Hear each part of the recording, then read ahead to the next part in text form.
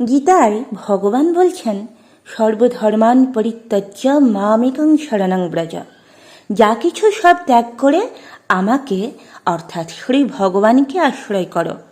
শরণাগত শরণাগত, এছাড়া এই যুগে আর গতি নেই।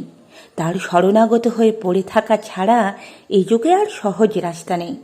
শরণাগত বলতে আমরা কি বুঝি? আমাদের কি কিছু করতে হবে না? আমরা কি হাত পা গুটিয়ে বসে থাকব? না, তা নয়।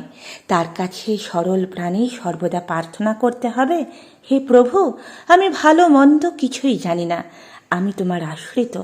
আমার যা অভাব তা তুমি পূরণ করে দাও। যে রাস্তায় চললে আমার কল্যাণ হবে সে রাস্তায় নিয়ে চলো।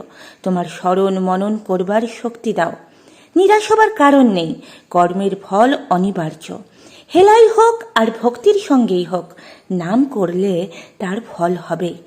অনেকে মুখে বলে আমি তার শরণাগত, তিনি যেমন করান তেমনি করি, কিন্তু কাজে ঠিক উল্টো। ভালো কাজ একটু করলে ভগবানকে ভুলে আমি করেছি বলে লাফালাফি করে। যেই কিছু বিপদ হলো অমনি ভগবানের ঘাড়ে দোষ চাপায়, বলে তিনি আমায় দুঃখ কষ্ট দিচ্ছেন।